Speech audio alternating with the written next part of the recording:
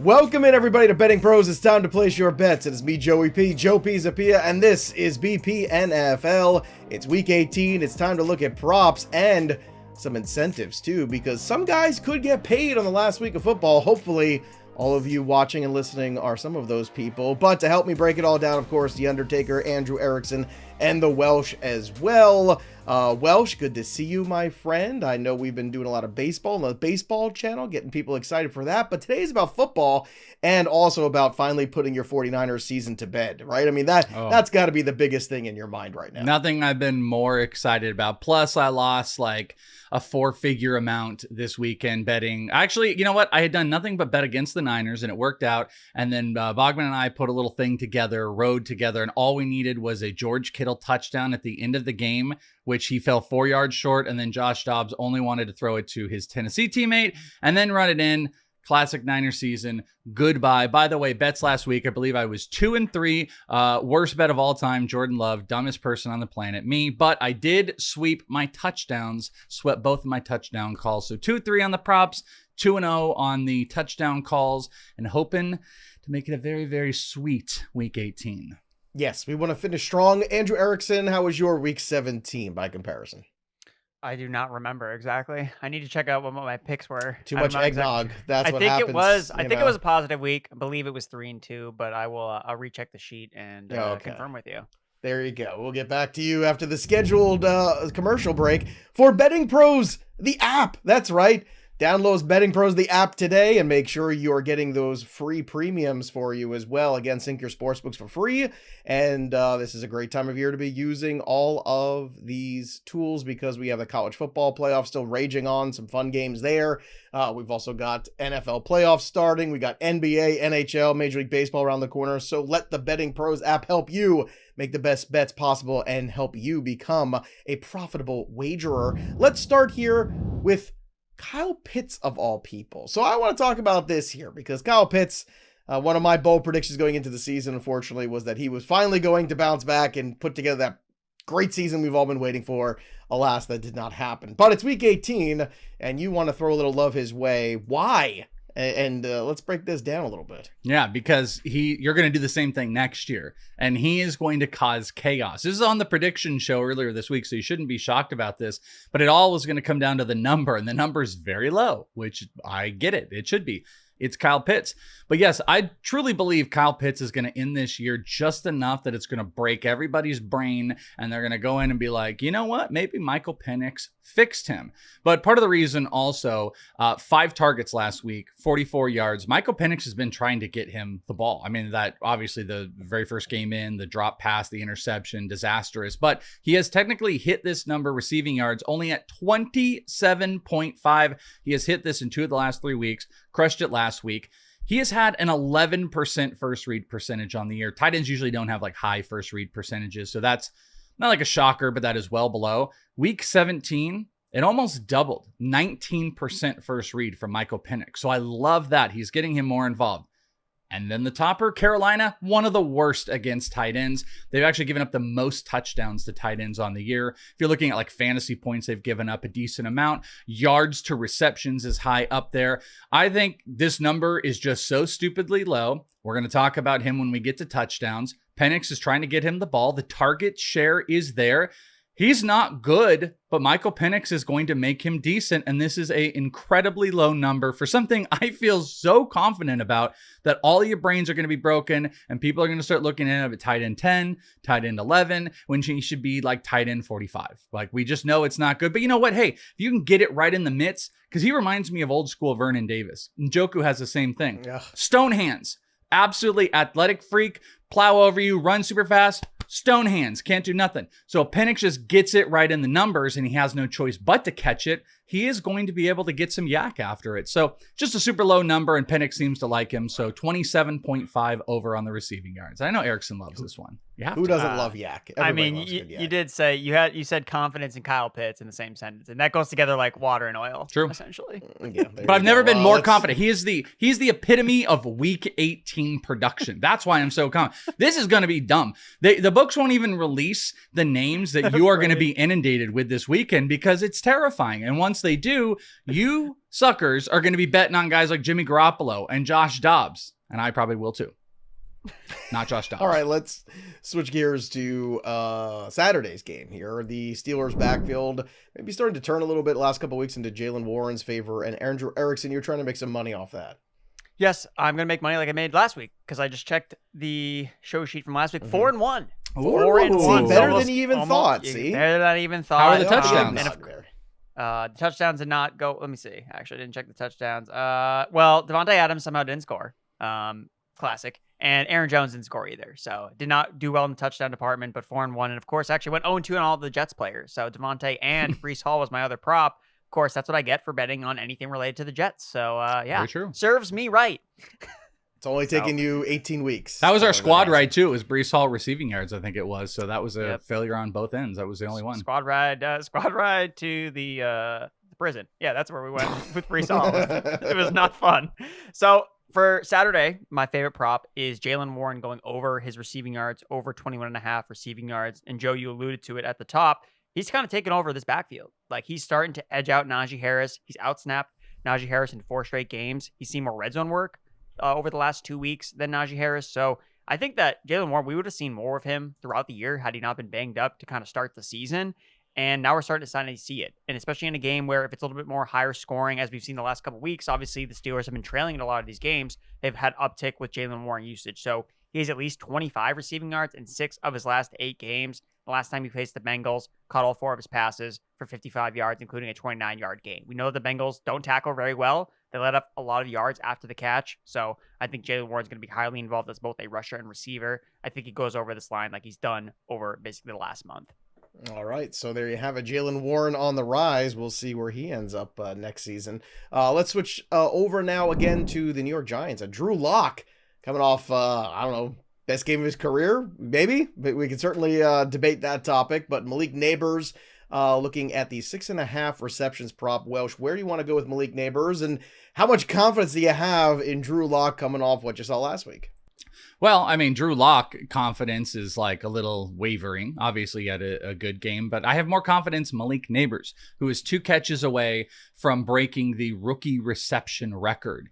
He's going to smash that. He really is. And, you know, he's been a great play for the majority of the season with that, even that little like period between the quarterback change. He's hit this number, 6.5 receptions is what we're looking at for the over. He's hit this in 4 of his last 5 games. He has had double-digit targets in 4 of his last 5 games. And the Eagles playing backups. That's going to be a big key to a lot of these plays here is when you're looking at the, like, obviously this would be a bad matchup in a normal circumstance. Not that he still couldn't hit it, but now you're looking at a situation where they're not going to be playing all of their studs, especially not the majority of the game. So he's also on the tails of Brock Bowers, who's a couple receptions above. This is an easy play for a guy that has been smashing this all year long to end really strong. He's going to break the rookie record. 6.5 is a very obtainable number against a backup Philadelphia defense. I like this very much. And like you kind of alluded to at the top, Drew Lock was pretty good last week. Like he found his confidence and he gets to carry that over into this week. So Malik Nabers receptions, 6.5 over, comes back to our receiving yard reception kind of conversation we have all the time. This is in the 70s of yards. Malik Nabers is one of those players though. I'm a more reception confident than yard confident guy in him. So 6.5 over. Now, remember, you can follow us over on Betting Pros and, of course, use the prop bet cheat sheet, bettingpros.com/props. That's where you're going to find all of this. And honestly, you got to stay up to date to it because week 18, a lot of movement here, a lot of guys in, a lot of guys out. Books are waiting to put up these lines, so it's going to be a really tricky week. It always is, too. My advice to everybody is look for the overs because nobody wants to tackle. That's my best week 18 I could possibly offer you, unless you're talking about games where 2 backup quarterbacks are playing, in which case then maybe you want to shy the under a little bit there. But back to the props here. Let's go to Green Bay for Josh Jacobs. 64.5 is the total for his rushing yards. Green Bay has moved towards the run quite a bit. They're heavily favored in this game, yet Undertaker, you want to go under this number. Why?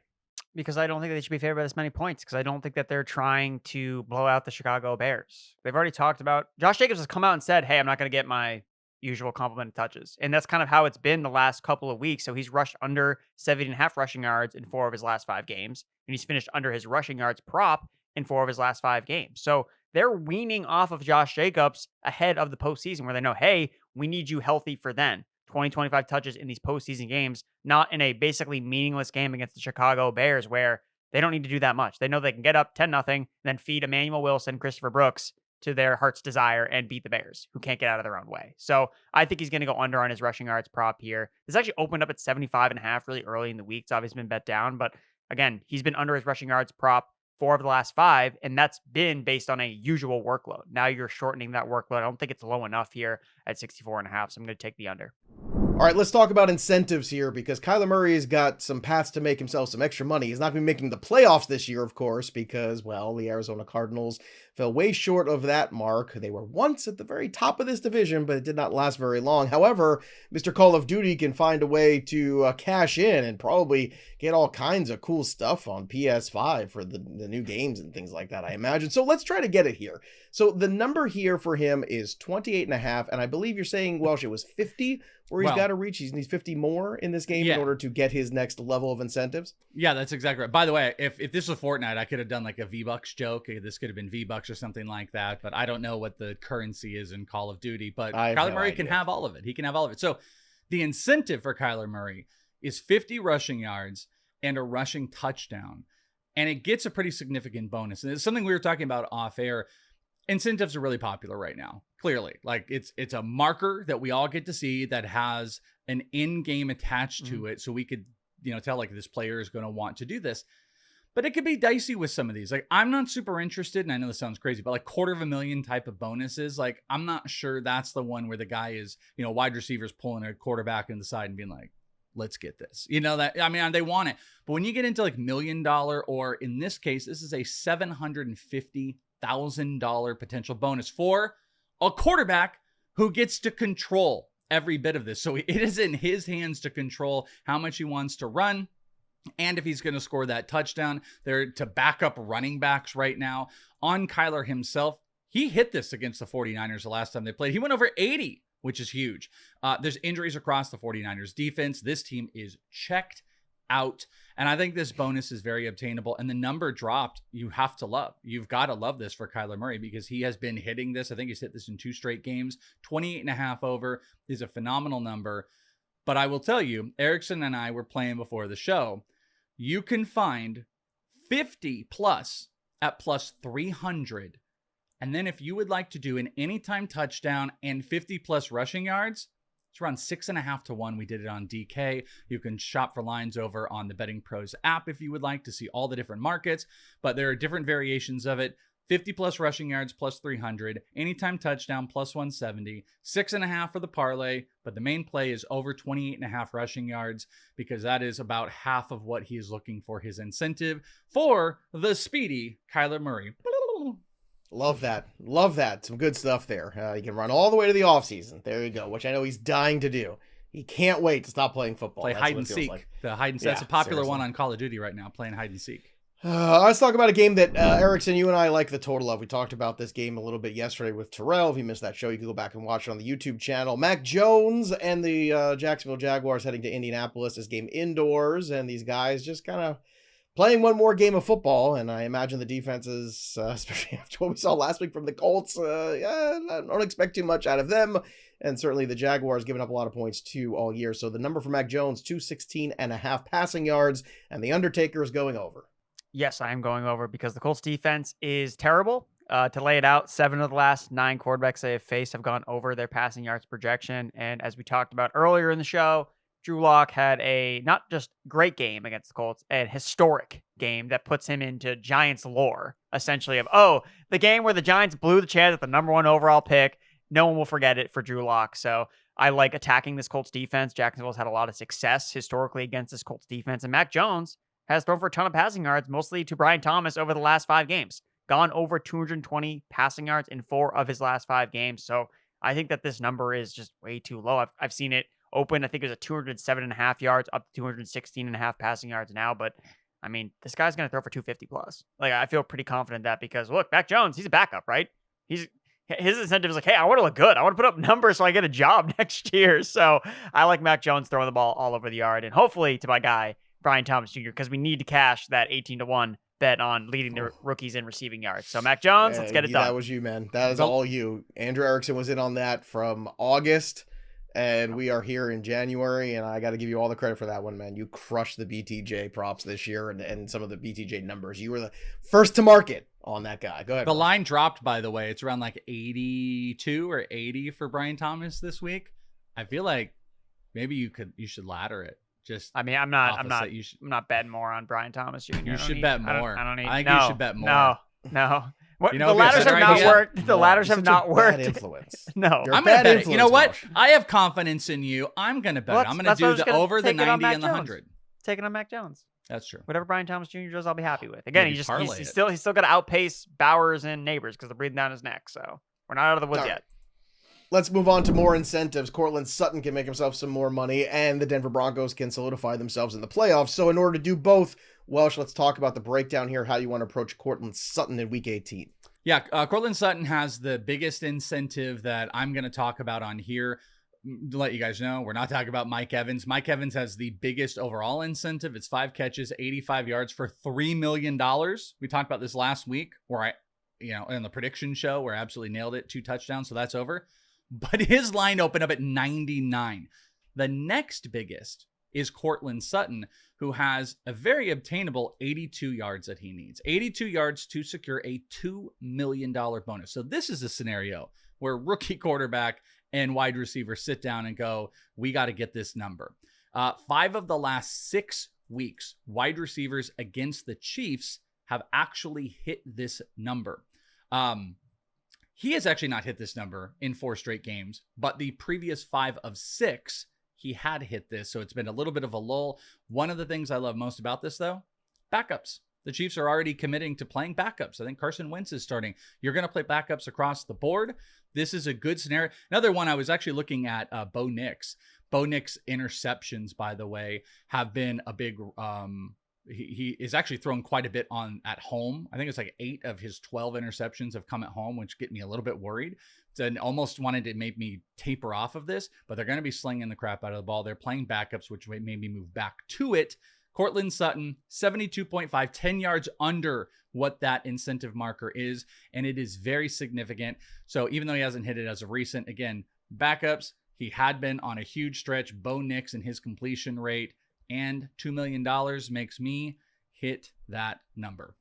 Okay. Sticking with the Broncos, Bo Nix is somebody that you are wagering on. Undertaker, let's find an under you like for Bo Nix. Yeah, I'm going to go the under on Bo Nix and his rushing yards. So I was actually on the rushing yards over the last couple weeks with Bo Nix to great success, but that's because the Denver Broncos have kind of been in underdog situations where you're seeing Bo Nix run the ball a little bit more, but in a game where they're playing Chiefs backups, I don't think you're going to see Bo run as much. I think that they can win this game comfortably, even though I think in the fourth quarter, they're going to look up and be like, oh my God, the Chiefs made this a game somehow, some way. So to agree with Terrell Furman, as we talked about post-show yesterday, he likes the Chiefs a lot, covering the spread, as do I. But I still don't think that's going to force Bo Nix into rushing situations. If you, again, look at what he's done this year as an underdog, 7-9 towards the over.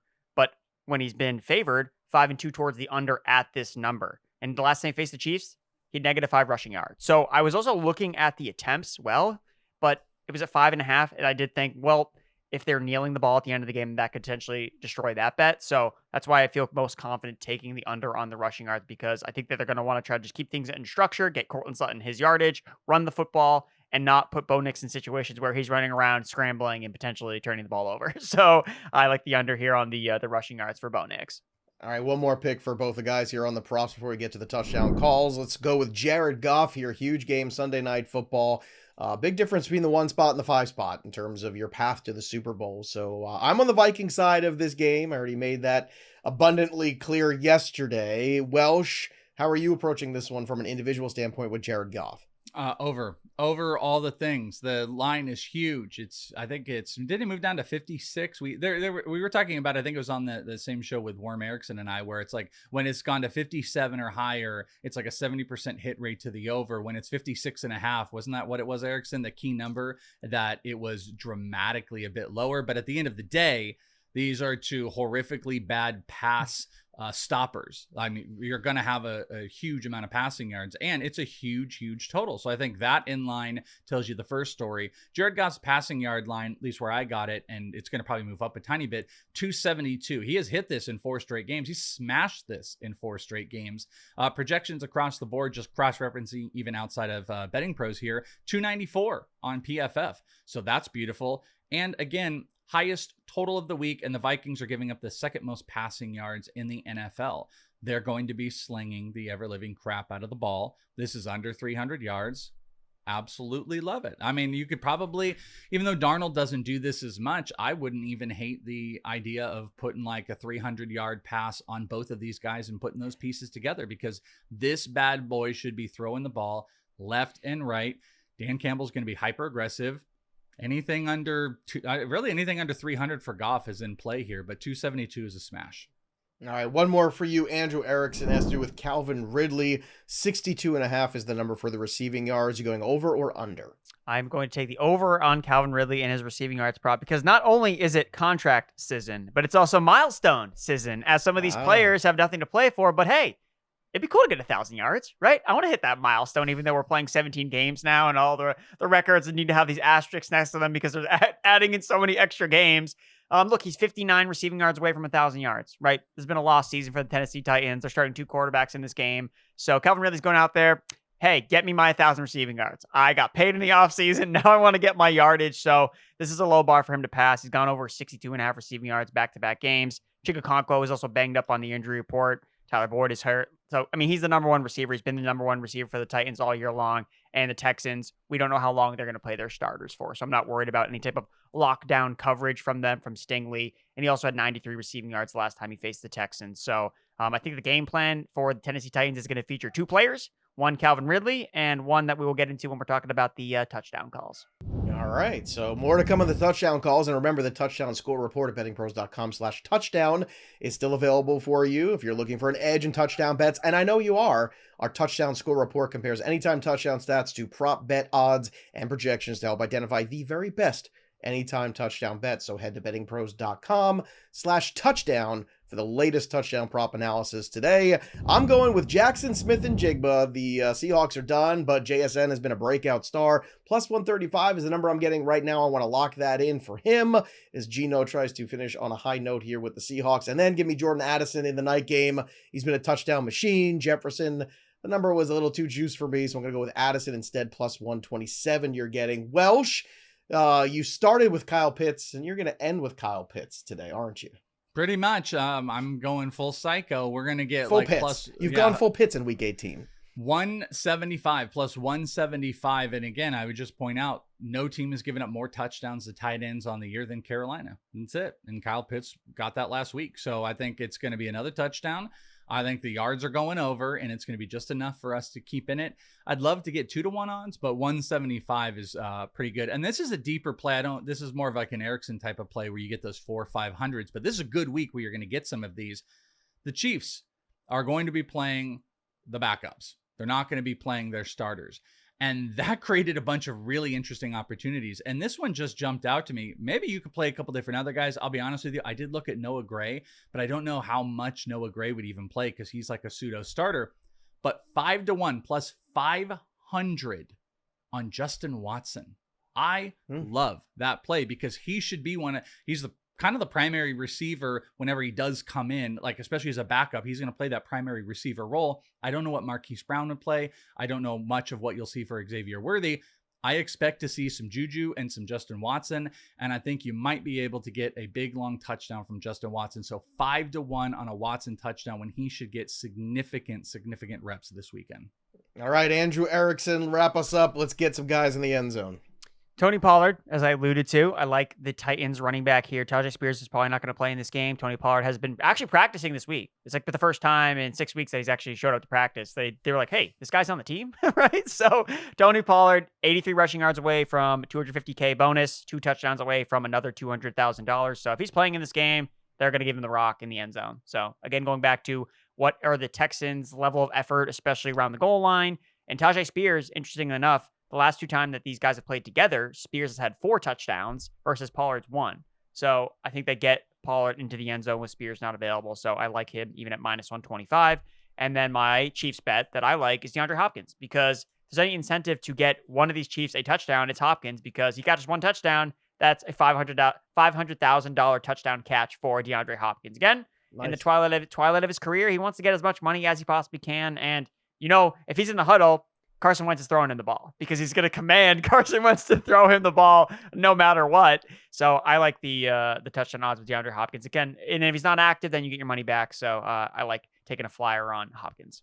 There you go. You're going to get some Carson Wentz this weekend. You're going to get, hopefully, a great Sunday night game. Week 18 certainly going to be a wild one at that. Make sure you are hanging out with us at Betting Pros as well. Plus, when wildcard week comes, we got a lot of live streams coming up, including a live betting during one of the wildcard games. We're working on that too, so get very excited here. Make sure you subscribe to the YouTube channel, drop your comments below, and of course ring the bell till it goes ding for notifications so you can be with us for those live streams, especially the in-game live betting of the wildcard game too, as we get closer and closer to the NFL playoffs beginning. And don't forget to download that BP app today.